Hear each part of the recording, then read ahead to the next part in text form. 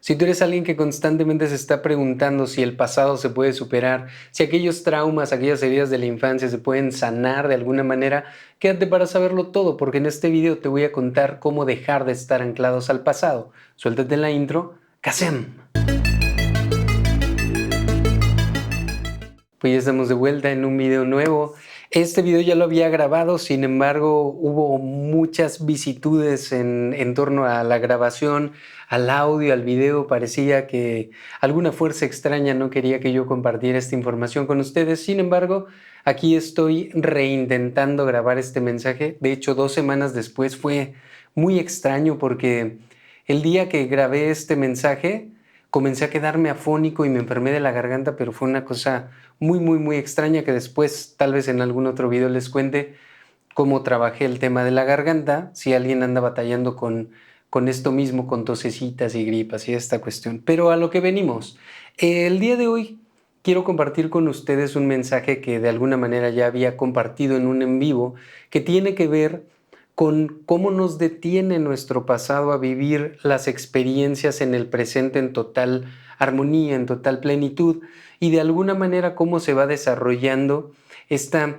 creencia de que el pasado no se puede superar. Saben que de repente utilizo palabras muy convencionales para que ustedes lo entiendan, pero yo no soy tan afín con la palabra superar, sanar y estas cuestiones, porque también nos encasillan a un proceso y se nos olvida de pronto que el proceso de cada ser humano es individual y que para algunos sirven algunas herramientas y que para algunos sirven otras herramientas. Sin embargo, hay algunas cuestiones que pareciera que todos los seres humanos sí compartimos en el método de aprendizaje respecto de cómo permanecemos anclados al pasado. Y es que evidentemente todos tenemos, digamos, una relación tortuosa que de repente nos hizo mucho daño. Yo recuerdo que cuando tenía 15 años tuve una parejita, saludos Cintia, no es para balconearla ni nada, pero pues las cosas como son.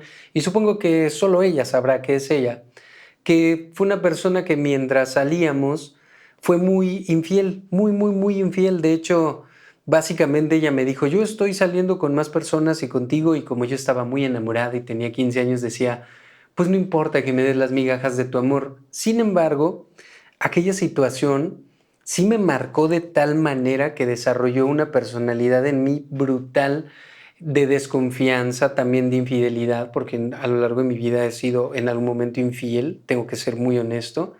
Y pues esta situación de haber estado con esta persona sí me marcó. Entonces, de alguna manera, muchas personas que vivimos infancias difíciles, que compartimos nuestro tiempo con una persona que nos mintió, que por alguna u otra razón caímos en el uso de sustancias ilegales y caímos en alguna adicción, digo, caímos, ¿no?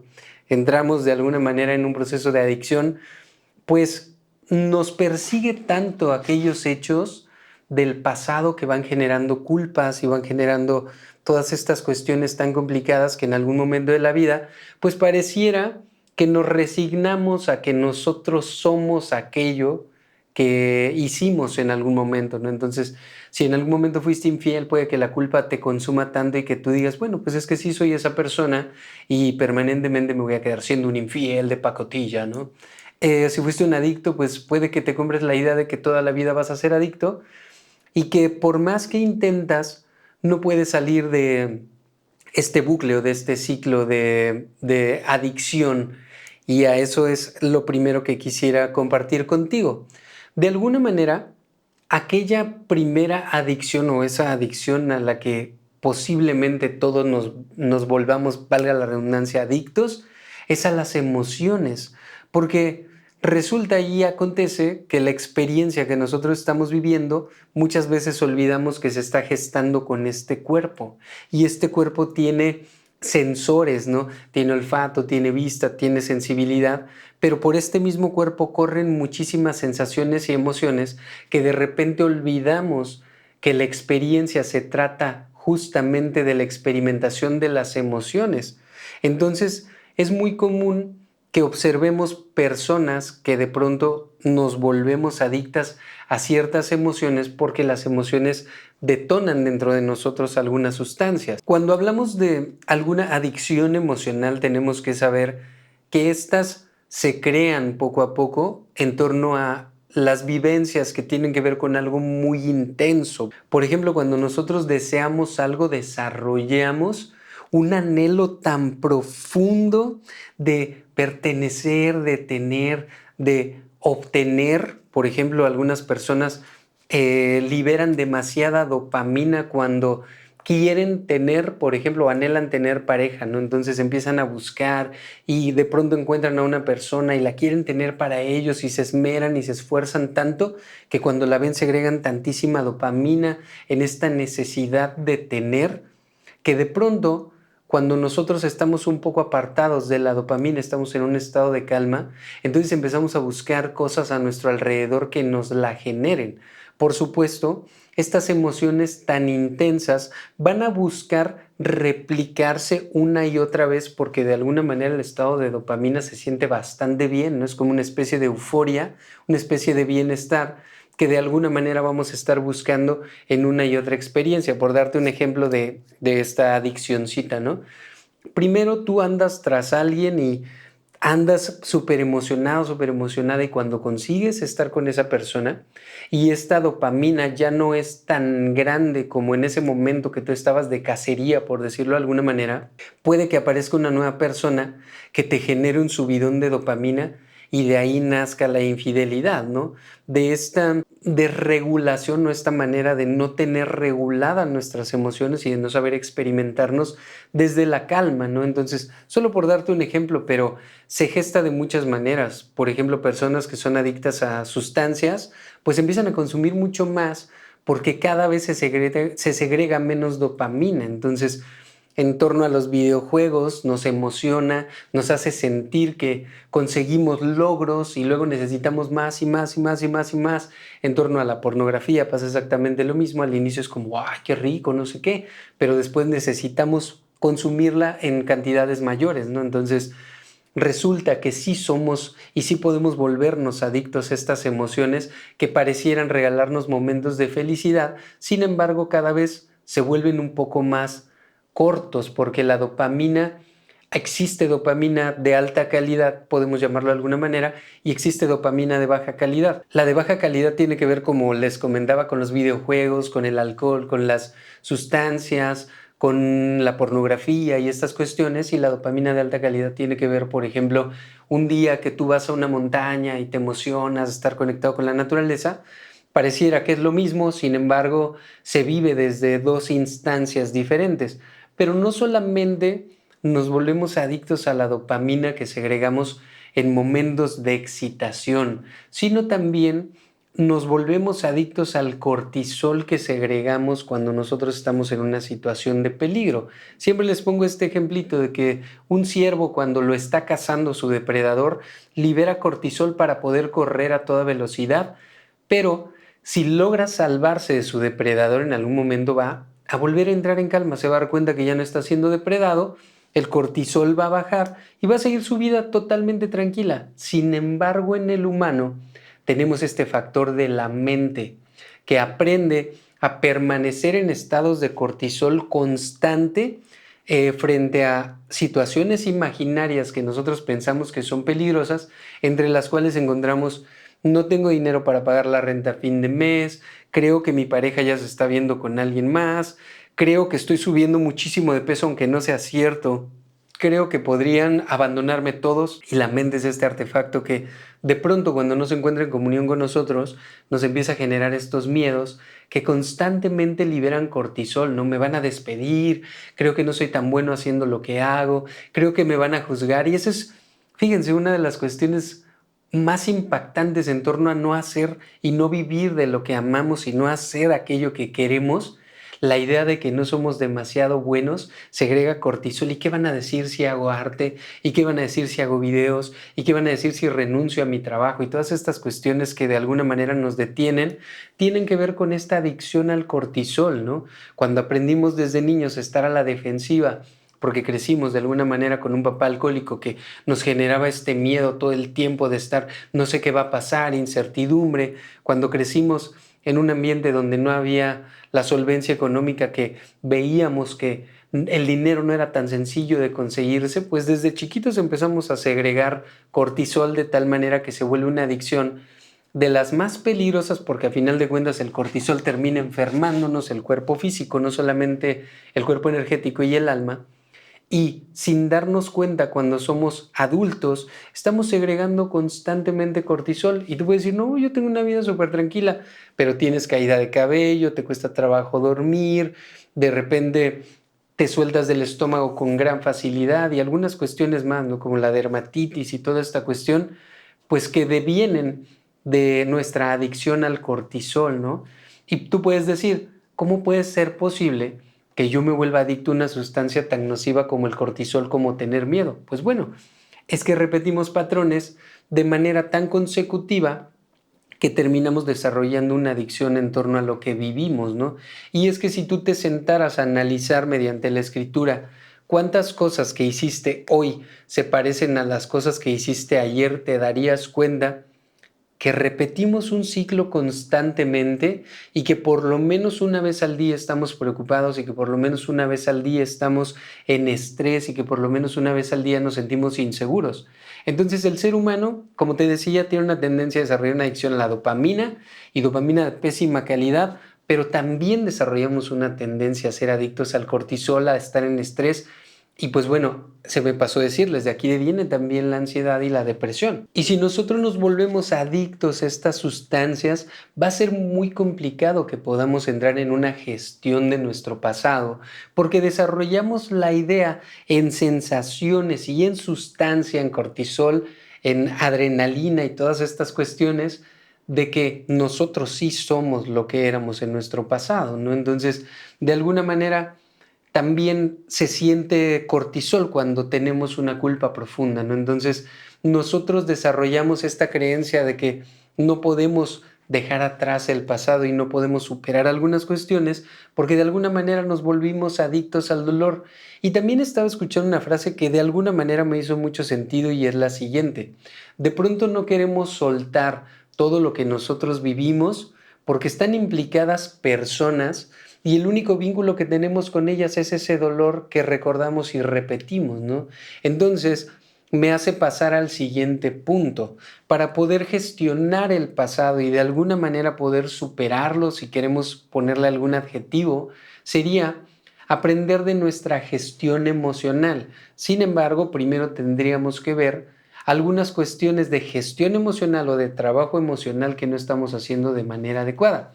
Y la primer cosa que nosotros hacemos en torno al trabajo emocional sin darnos cuenta, o muchos lo hacemos conscientes pero no nos importa, es la evitación de las emociones. Y este creo que es el punto más importante, porque cuando nosotros evitamos las emociones, estamos impidiendo que pasen por su proceso natural. Las emociones básicamente existen para ser sentidas. O sea, para sentirlas en el cuerpo, experimentarlas y listo. No deberíamos anclarnos a ellas. Y por ejemplo, hablando con una buena amiga me decía, mira, durante mucho tiempo yo me despertaba sobresaltada, sintiendo una sensación horrible, pero hacía un esfuerzo por no sentirla y hasta que me dispuse a sentirla fue como que superé esa sensación, ¿no? Y algunas maneras en las que nosotros evitamos sentir, evitamos pasar por ciertos dolores porque obviamente es desagradable y desarrollamos como un mecanismo de protección la evitación es con sustancias, evidentemente, ¿no? Esas chelitas sociales que te tomas mientras comes para evitar a lo mejor pasarte un domingo solitario, esas en general las sustancias, ¿no? El consumo de internet en exceso, el consumo de series en exceso, de alguna manera no estar presente. El proceso de evitación siempre va a impedir que el pasado pueda ser gestionado adecuadamente. Por eso es que de pronto dicen que ir a una ceremonia ancestral con sustancias, con medicina, es como trabajar 10 años, pero la realidad es que de pronto la sustancia te confronta tanto con aquello que tú no quieres ver, que lo tienes que ver tan pura, tan clara, tan duramente, que lo empiezas a gestionar, ¿no? Y ahí está una de las claves. Pero la primera cosa es que de repente nos evitamos. Un punto más que nos impide dar paso a lo que nosotros queremos superar del pasado es que pasamos por un proceso de víctima, ¿no? Y si bien Pues ustedes saben que cuando era niño hubo abuso de muchos tipos en mi infancia y de repente crecemos y decimos, pues como hubo un chingo de abuso en mi infancia, yo tengo derecho a andar abusando de la gente, a andar hablando mal.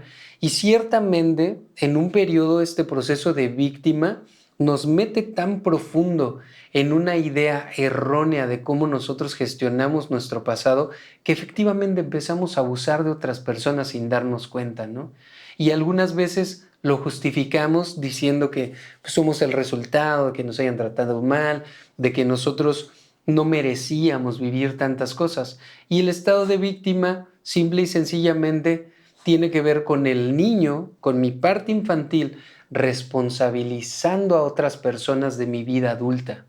Y mientras nosotros responsabilicemos a los abusadores, a los bullings, a nuestros amigos que nos traicionaron, a nuestras parejas y toda esta cuestión, pues no vamos a poder vivir un presente adecuado. Entonces, de alguna manera, las personas que dicen no puedo superar mi pasado, también tienen una gran responsabilidad en permaneciendo en su estado de víctimas, evitando totalmente gestionar las emociones duras, ¿no? o de choque. Una manera más errónea de gestión emocional es de alguna manera reactivando frente a esas situaciones, ¿no? Hay personas que ya están 100% a la defensiva, que te dicen yo soy así, a mí no me toques, tú no me hables de esa manera, yo soy. Y justamente en la mañana hice un live y alguien de pronto se sintió muy ofendido, ¿no? Porque yo decía, pues es que no es tan necesario andar siguiendo guías espirituales porque argumentaba que Buda era lo máximo y no sé qué. Yo le decía, pues Buda, pero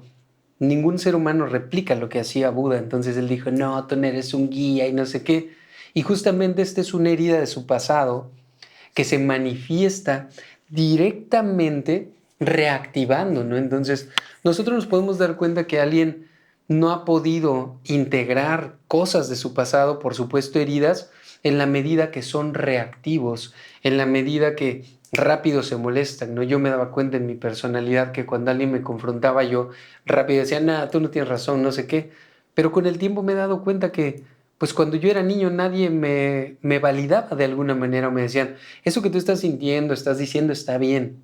Entonces yo desarrollé una personalidad donde decía, todo lo que yo digo está bien porque es la manera en la que yo me valido a mí mismo y sin darme cuenta pues andaba dándomelas de muy, muy, ¿no? Entonces, entrar en la gestión emocional tiene muchísimo que ver con dejar de ser tan reactivos frente a los estímulos, ¿no? Como dice el Mai de Volando con los Mais, al cual le mando un saludo gigantesco, dice, acuérdate que aquel que se enoja pierde, ¿no? Acuérdate que aquel que se enoja en este juego, en esta simulación, pues termina perdiéndolo absolutamente todo, porque quieras que no, todo el mundo está trabajando como un espejo de lo que nosotros somos para que nosotros vayamos templando todo lo que nosotros somos, nuestro carácter, nuestros ideales y generando un desarrollo personal íntimo donde nosotros creamos en nosotros mismos y donde nosotros desarrollemos nuestras propias metodologías de integrar pues el pasado y todas estas cuestiones, ¿no? Pero un punto más es la reactividad. Y el último punto en torno a la mala gestión del pasado es pues que buscamos más de aquello del pasado, ¿no? ¿Cuántas chicas salieron con un narcisista, inconscientemente siguen relacionándose con narcisistas? ¿Y cuántas personas vivieron infidelidad y ahora están siendo infieles? ¿Y cuánta gente fue ninguneada cuando eran pequeñitos y ahora se ningunean a sí mismos? Entonces es una locura porque de alguna manera la sombra, digo, es una locura que la humanidad se trate a sí misma de esta manera, pero yo he estado ahí. De pronto la sombra toma el control absoluto de las situaciones porque necesitamos ver algo, ¿no? Entonces, aunque no queramos buscar más de lo mismo, vamos replicando nuestra historia, ¿no? Y estos patrones repetitivos nos están diciendo, se repite la historia y se repite la misma enseñanza con un maestro diferente porque no has logrado trascender tu pasado, ¿no? Entonces, de alguna manera inconsciente, la sombra nos lleva a repetir muchas veces aquello que nosotros ya no queremos vivir, pero que tenemos que trascender para que podamos vivir en armonía. Y de hecho tengo un video completito hablando de la sombra y de cómo de alguna manera integrarla o trabajar con la sombra. Te invito a que si tienes tiempo, pues terminando este video te vayas a verlo. Tal vez te lo deje por aquí arriba o una cosa de esas. Pero ahora sí, a lo que venimos. Y es que primero quería que nos hiciéramos conscientes de cómo estamos generando una mala gestión emocional para poder pasar a un ejercicio muy sencillo de gestión del pasado, que de alguna manera si tú lo practicas o lo intentas de esta manera vas a poder observar que te vas a ir desanclando de muchas cuestiones del pasado. Y entendamos que esto no es un trabajo tan sencillo en el sentido de que mucha gente espera algo mágico, ¿no? Ya ven que todas estas terapias que han ido saliendo como EFT, como reprogramación neurolingüística, como afirmaciones positivas y esto, la gente tiene una gran esperanza que si de alguna manera haces tu EFT, ya no estoy traumado, te vas a destraumar, pero la realidad es que no funciona así, muchachos. La realidad es que debemos realizar un trabajo como, como un carpintero, ¿no? Primero corta su madera, la lija, la clava, la pinta, y pasar por todo este proceso nos genera una especie de madurez. Entonces, para poder gestionar o lo que la gente dice que es superar nuestro pasado, debemos hacer una sola cosa: experimentar la situación emocional con todos sus matices y vivirla. Y tal vez dices, bueno, lo he intentado, pero no puedo y tal. Bueno, es que experimentar las emociones que te anclan al pasado siempre lo hacemos desde una perspectiva errónea, ¿no? Como te decía hace ratito. Sin embargo, hay un camino específico. Deberíamos experimentar estas emociones o este proceso emocional bajo unas pequeñas claves que son las siguientes.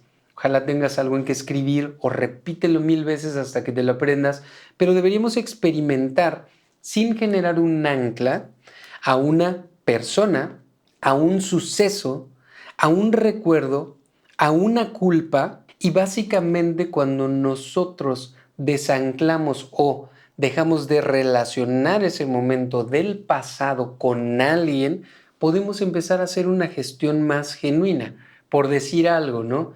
Obviamente sientes dolor porque alguien te fue infiel, ¿no? Hiciste un acuerdo de pareja y esa pareja te mintió y te sentiste muy mal, pero esa pareja tiene nombre, ¿no? Entonces llamémoslo Juanito Pérez. Entonces, cuando tú recuerdas esa infidelidad que hizo Juanito Pérez, te sientes horrible y te sientes enojada y tal o enojado porque fue alguien quien lo hizo, ¿no? Sin embargo, lo que te generó la experiencia no tiene que ver con él, tiene que ver con lo que yo sentía aquí adentro. Entonces, de repente podríamos pensar que sentí un vacío en el estómago y una tristeza tan profunda que se manifestó como enojo. Entonces, suponiendo en la gestión emocional de este caso específico, ¿cómo lo harías?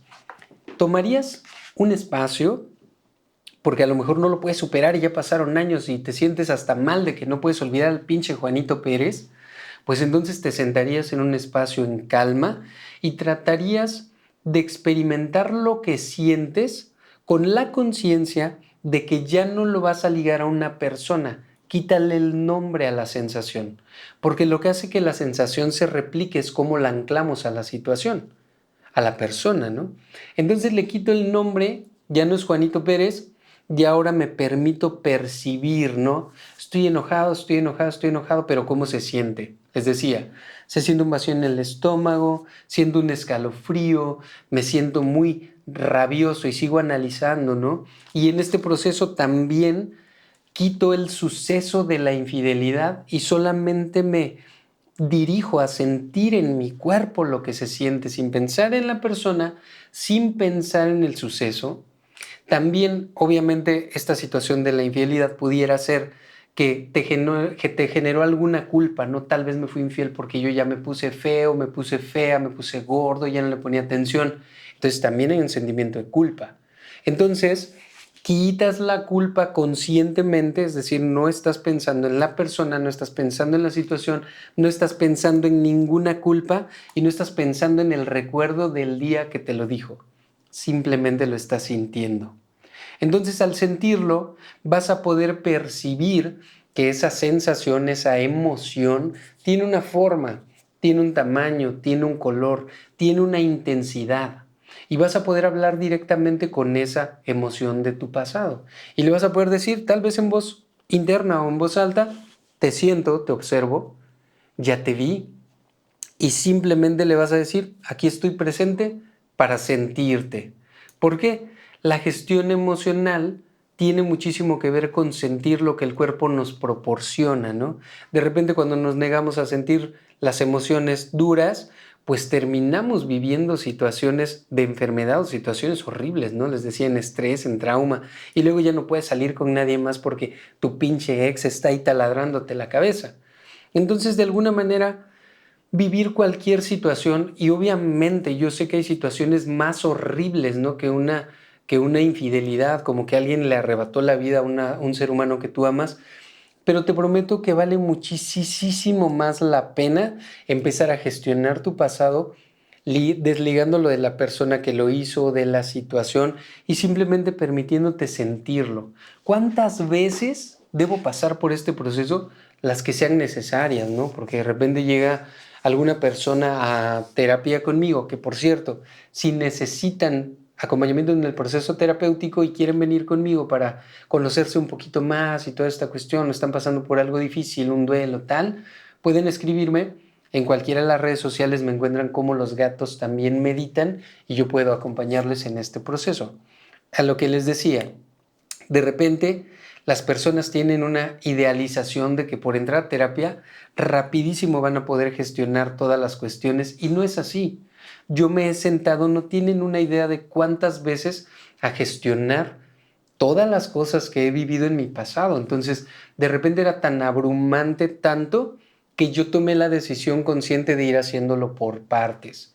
Entonces decía, por orden de aparición, ¿qué es lo que yo siento que me duele más? Ah, bueno, pues este suceso. ¿Qué es lo que me ha generado más culpa? Entonces primero lo escribía y decía, ok, ya lo tengo claro, entonces me voy a disponer a sentirlo.